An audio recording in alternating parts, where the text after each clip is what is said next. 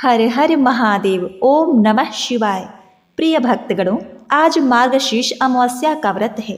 यह दिन पितृतर्पण, स्नान, दान तथा शिव पूजा के लिए बड़ा ही महत्वपूर्ण माना जाता है। शास्त्रों में देवता से भी पहले पितरों की पूजा बताई गई है। हमारे शास्त्र कहते हैं कि पहले कीजिए पितृ पूजा, फिर काम दूजा। सर्वपितृ अमावस्या के बाद मार्गशीर्ष अमावस्या दूसरी सबसे प्रभावशाली अमावस्या मानी जाती है। यदि जो मनुष्य आज के दिन पितरों के निमित्त दान, तर्पण या स्नान करके पीपल के नीचे तिल के तेल का दिया जलाता है, तो इससे पितर तृप्त होकर उन्हें अपार सुख समृद्धि का आशीर्वाद प्रदान करते हैं। साथ ही अमावस्या का व्रत धारण करने से एवं व्रत कथा को श्रवण करने से अखंड लक्ष्मी की प्राप्ति होती है। शिव जी माता पार्वती की कृपा भरपूर भक्तों पर बरसती है। तो आज आप श्रवण करेंगे मार्गशीर्ष अमावस्या व्रत कथा।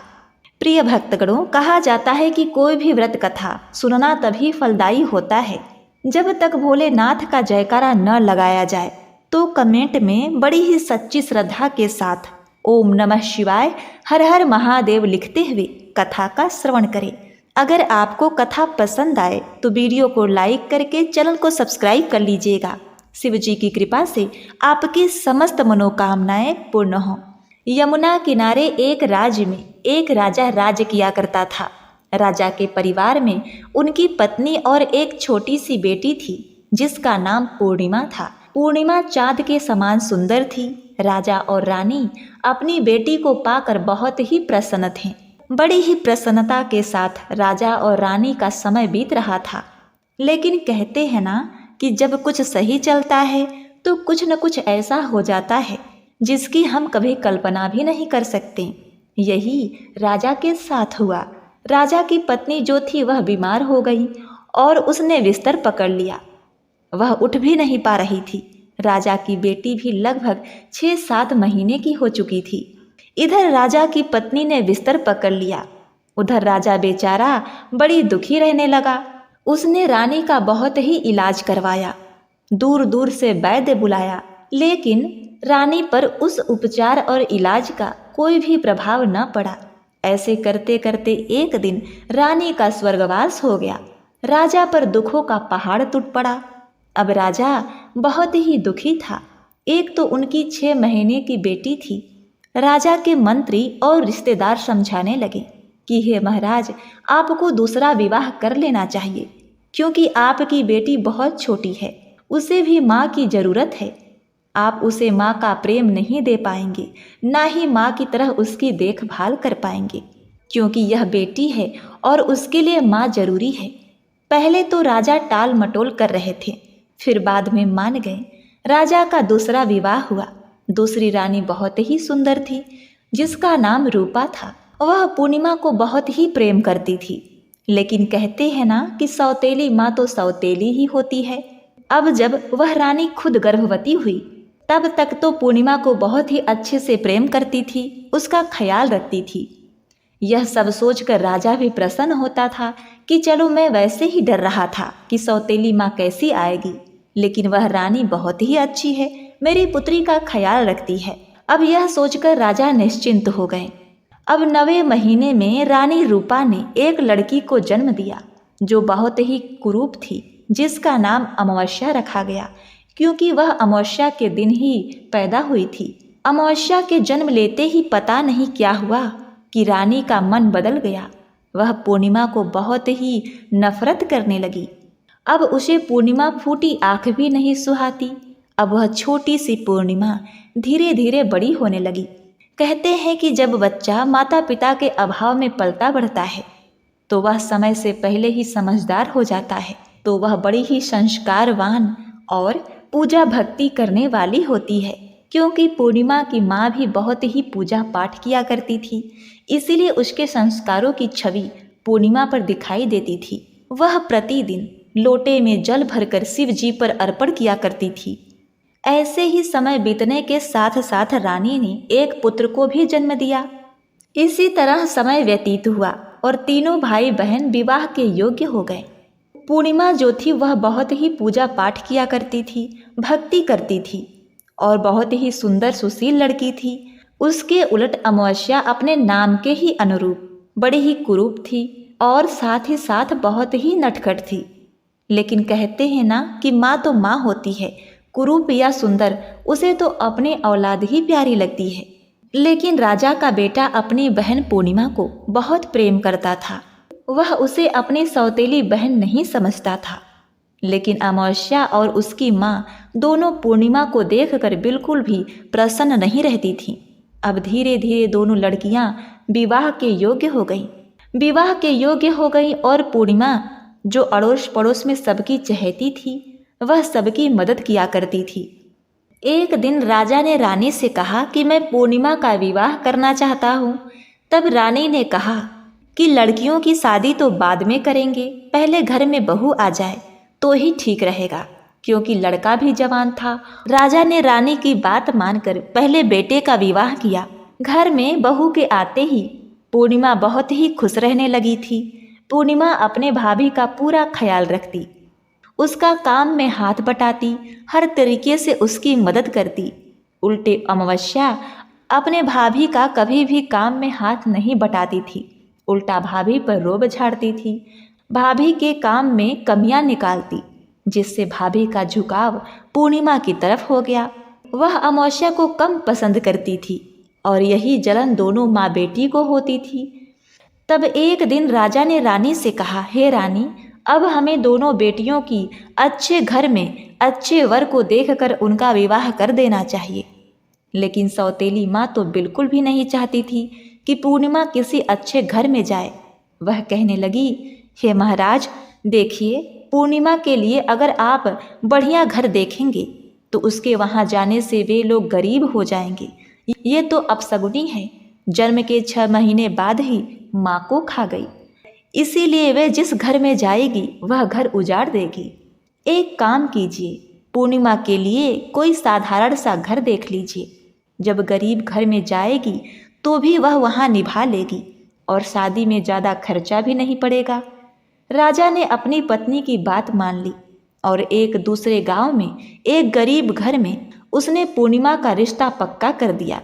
जब रिश्ता पक्का करके राजा घर आए तो उसने अपने रानी को बताया कि उसने पूर्णिमा का रिश्ता तय कर दिया है। यह सुनकर रानी बहुत ही खुश हुई। वह बोली कि देखिए, मेरी एक बात और मान लीजिए, आप अमावस्या का रिश्ता किसी अच्छे घर में कीजिए, क्योंकि यह तो बहुत ही नटखट है, कम खर्च में यह घर नहीं चला सकती, इसके लिए तो कोई अच्छा घर होना चाहिए। और एक काम कीजिए, एक ही दिन दोनों का विवाह करा दीजिए। दोनों की बारात एक ही दिन आएगी तो हमारे बहुत सारे खर्चे बच जाएंगे। राजा को अपनी पत्नी की यह बात उचित लगी। उसने दूसरे गांव में जिसने उसने अपनी बड़ी बेटी पूर्णिमा का रिश्ता तय किया था, उसी में जाकर अपनी छोटी बेटी अमावस्या का रिश्ता एक सेठ के घर में तय कर दिया। सेठ के घर में तय करके वह घर आ गया। अब पूर्णिमा की जो सौतेली माँ थी वह बहुत ही खुश थी कि मेरी बेटी तो ठाठ करेगी, राज करेगी और यह सौतेली बेटी दुख भोगेगी। अमावस्या के लिए तो राजा ने अपनी पत्नी के कहने पर अपनी हैसियत से भी ज़्यादा दहेज उसे दिया, लेकिन बेचारी पूर्णिमा को उन्होंने ऐसे ही विदा कर दिया। बिना माँ की बेटी वहाँ से विदा होकर अपने ससुराल आ गई।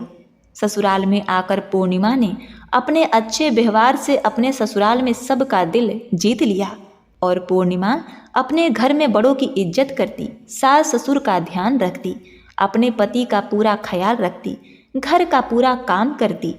गरीब होने के बावजूद उसके घर में सुख शांति थी। नित्य प्रति शिव जी की पूजा करती थी। वह दोनों समय पूजा पाठ करती, लेकिन कहते हैं कि गरीब थोड़े में भी गुजारा कर लेता है। उधर जो अमावस्या थी वह सेठ के घर में ब्याही गई थी। उसके तो ठाठ ही अलग थे। वह तो उसके घर में नौकर चाकर लगे हुए थे, लेकिन वह फिर भी पूर्णिमा से जला करती थी। एक दिन अमावस्या ने अपने घर पर कीर्तन रखा और सब गांव के लोगों को बुलावा दिया, लेकिन पूर्णिमा को उसने नहीं बुलाया। पूर्णिमा की पड़ोसन उस कीर्तन में जाने लगी तो वह पूर्णिमा से बोली, पूर्णिमा बहन, तुम भी चलो, तुम्हारी बहन के यहाँ कीर्तन है। तो पूर्णिमा बोली, मेरी बहन ने तो मुझे बुलाया ही नहीं, तो मैं बिना बुलाए मैं उसके कीर्तन में कैसे जा सकती हूँ।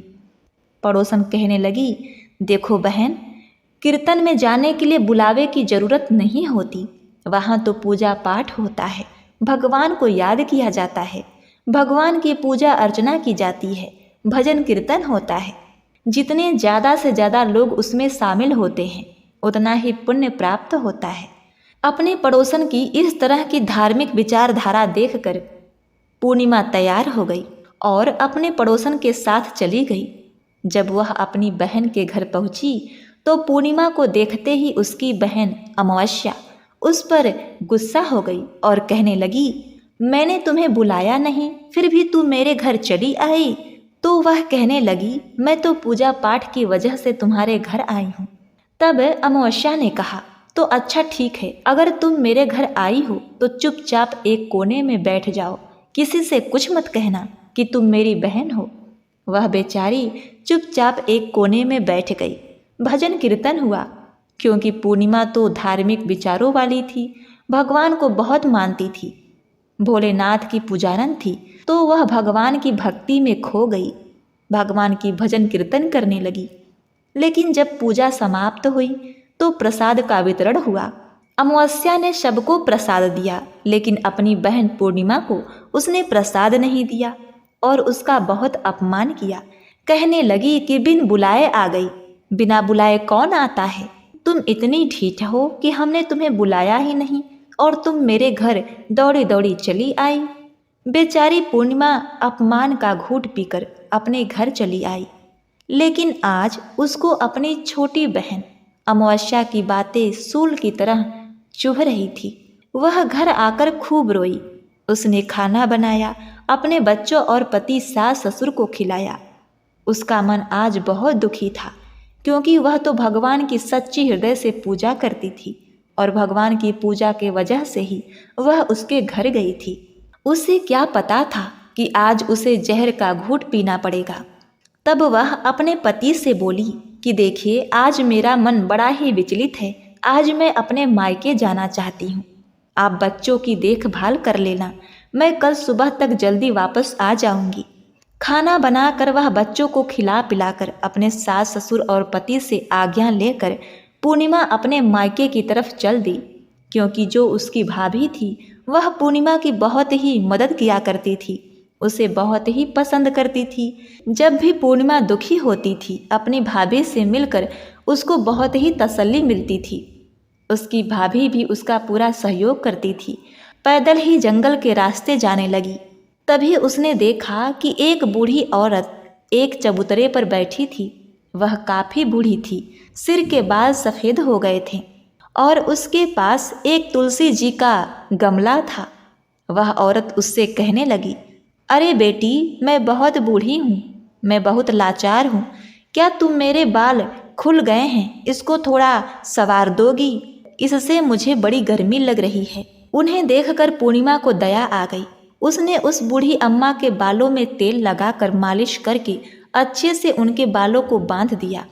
बूढ़ी अम्मा कहने लगी, बेटी, मेरा यह जो चबूतरा है जिसमें तुलसी जी का गमला है वह बड़ा ही गंदा हो गया है तथा तुलसी की क्यारी भी सूख गई है। अगर बेटी तुम चाहो तो थोड़ी सी साफ सफाई करके तुलसी के विड़ले में पानी डाल दो। पूर्णिमा जो थी वह हृदय की बहुत ही अच्छी थी। उसने तो उनका सारा काम कर दिया और बोली, माँ जी, अब आज्ञा दो, मैं अपने मायके जा रही हूँ। बूढ़ी माई उसे आशीर्वाद देने लगी और इस तरह खुशी खुशी वह आगे चलने लगी। तो उसने देखा कि आगे एक बूढ़े बाबा बैठे हुए थे जो कि भगवान शिव शंकर थे। उनकी बहुत ही लंबे दाढ़ी बढ़ी हुई थी, जटाजूट धारी थी, बहुत ही मैले कुचैले थे और उनको कोढ़ हुआ था। पूर्णिमा को आते हुए देखकर भगवान भोलेनाथ ने उसकी परीक्षा ली और बोले, बिटिया, हम बहुत प्यासे हैं, हमें पानी पिलाओगी? यह देखकर पूर्णिमा ने उन्हें पानी पिलाया।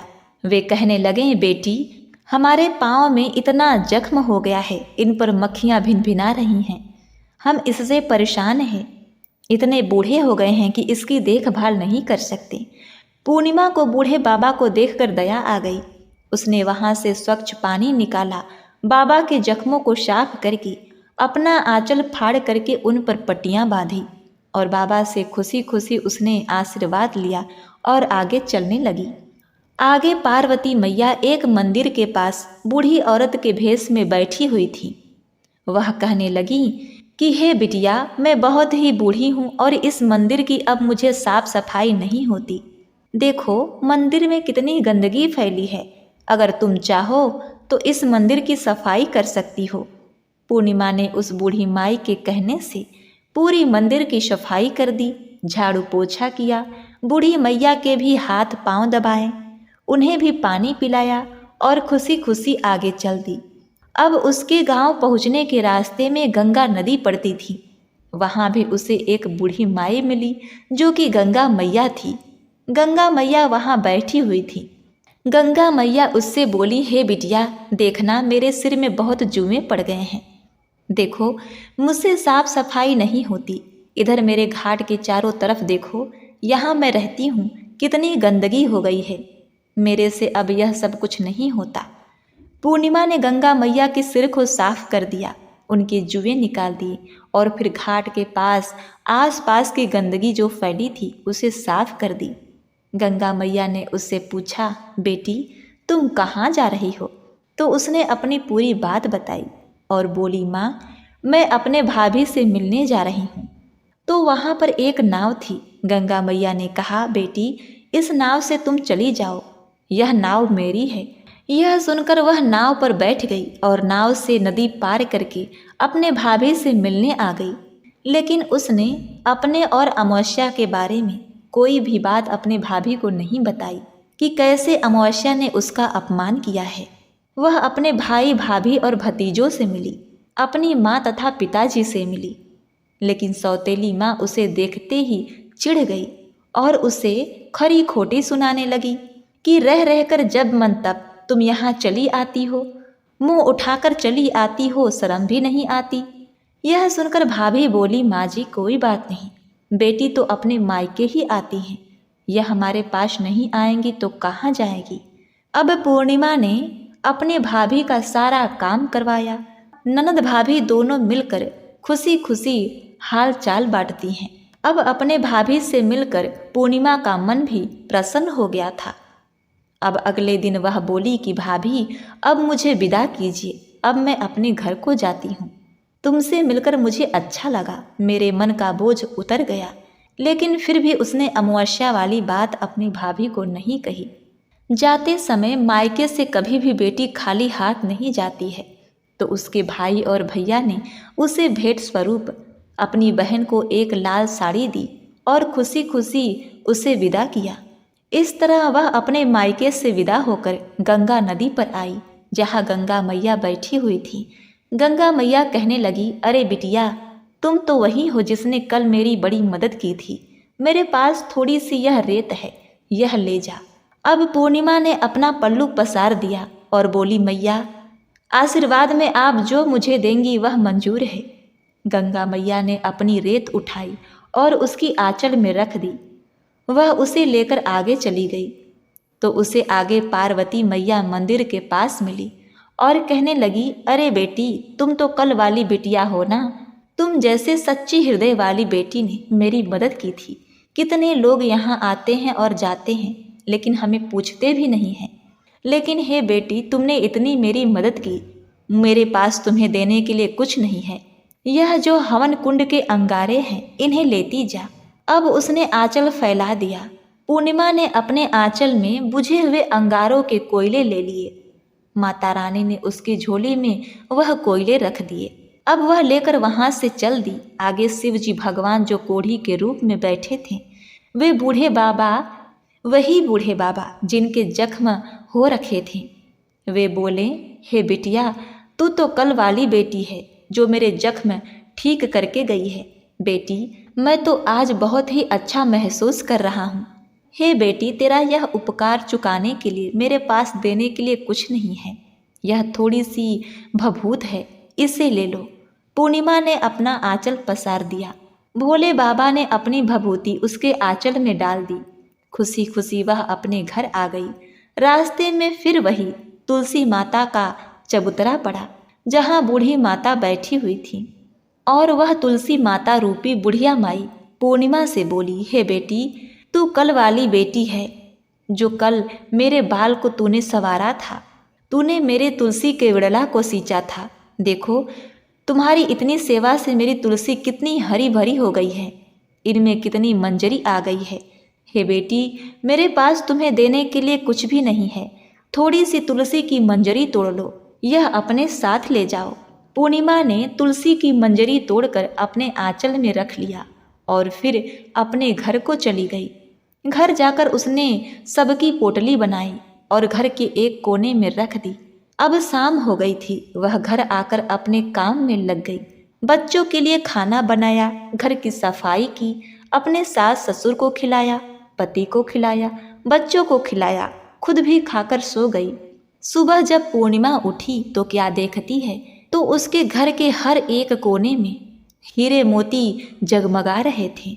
कीमती आभूषणों से पूरा घर भरा हुआ था। उसका पति बोला, अरे पूर्णिमा, यह सब क्या है? तुम तो कल मायके गई थी, क्या तुमने कहीं से चोरी की या डाका डाली? क्या बात है? पूर्णिमा कहने लगी, हे स्वामी, मैंने कल चोरी नहीं की, ना तो डाका डाली, यह सब तो भगवान ने खुश होकर मुझे दिया है।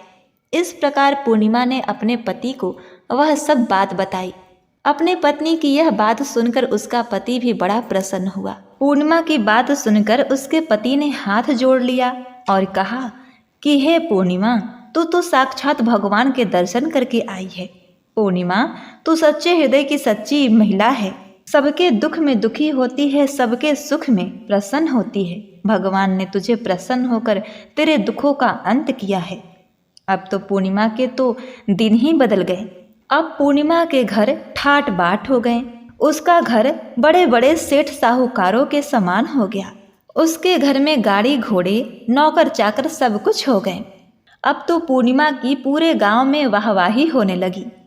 यह बात जब पूर्णिमा की बहन अमावस्या को पता चली तो उसे बड़ा ही आश्चर्य हुआ और उसे इसका बड़ा ही दुख हुआ। वह दौड़ती दौड़ती पूर्णिमा के घर आई और बोली, बहन, सच सच बता, तू इतनी अमीर कैसी हो गई? एक ही रात में तू कंगाल से धनवान बन गई। पूर्णिमा ने कहा, हे बहन, जो भगवान की भक्ति करते हैं, सच्चाई का साथ देते हैं और किसी के भी प्रति ईर्ष्या भाव नहीं रखते, भगवान उनकी एक न एक दिन अवश्य सुनते हैं। वैसे ही भगवान ने मेरी किस्मत सुधारी है। अपनी सारी घटना जो उसके मायके से लेकर घर तक सब कुछ घटित हुई, उसने अपनी बहन को बता दी कि किस तरह से उसके घर में धन का ढेर लग गया। उसकी कहानी सुनकर अमावस्या ने कहा, तो ठीक है, मैं भी अपने मायके जाऊंगी, तू भी मेरा अपमान कर, मुझे भला बुरा कहे। ऐसा सुनने के बाद पूर्णिमा ने कहा, हे बहन, मैं कौन होती हूँ तुम्हारा अपमान करने वाली, तुम्हें भला बुरा कहने वाली? मैंने तो शुरू से लेके अब तक तुम्हारा सम्मान ही किया है। मुझसे तो ये ना होगा कि मैं तेरा अपमान करूं। यह सुनने के बाद अमावस्या अपने घर गई और अपने पति से बोली, आप मुझे मारिए, आप मुझे पीटिए, मुझे मायके जाना है, मुझे वहाँ से धन लाना है। उसके पति ने कहा, तू तो बावली हो गई है, क्या इस तरह व्यवहार करने से किसी को धन प्राप्त होता है? अपने पास तो पहले से ही धन के अंबार लगे हुए हैं, तू दूसरे का सुख देखकर अपने आप क्यों दुखी होती है?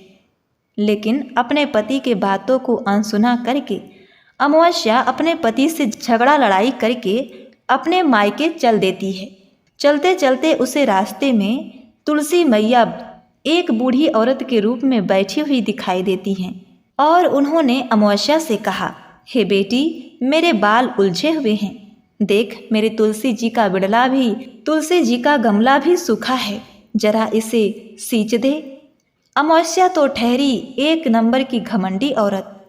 उसने यह सुनते ही कहा, अरे मेरे पास फालतू के कामों के लिए समय नहीं है, चलो आगे बढ़ो, मुझे अपने मायके जाना है। अब फिर यह कहकर वह वहाँ से आगे बढ़ गई। आगे उसे वही कोढ़ी रूप में भगवान शिव जी मिले। उन्होंने पूर्णिमा से कहा, अरे बेटी, कहाँ जा रही है? जरा मेरे जख्मों पर थोड़ा सा मलहम तो लगाते जा। हे बेटी, मुझे कोढ़ हो गया है। मेरे ऊपर मक्खियां भिनभिना रही हैं, जरा इसे तू उड़ा तो दे। यह देखकर अमावस्या बोली, अरे बाबा, तू तो मुझसे दूर ही रह, तुझे देखकर मुझे घिन आती है। इस तरह अमावस्या ने उस बूढ़े बाबा को भी अनदेखा करके आगे चली गई। आगे जाते जाते उसे मैया पार्वती मिली, जो बूढ़ी औरत के भेष में मंदिर के पास बैठी थी। अमावस्या ने उन्हें भी उनका कार्य करने से मना कर दिया। फिर आगे उसे अपने मायके के रास्ते में गंगा नदी मिली। गंगा नदी के पास ही गंगा मैया बूढ़ी औरत के भेष में बैठी हुई थी। उन्होंने अमावस्या से कहा, हे बेटी, कहाँ जाती है? जहाँ जाती है वहाँ जाने से पहले मेरे घाट की सफाई तो कर दे। देख, मेरे बालों में भी बड़े जुए हैं, इन्हें निकाल तो दे। मेरे हाथ काम नहीं करते बेटी, मेरा काम करेगी तो तेरा उपकार होगा।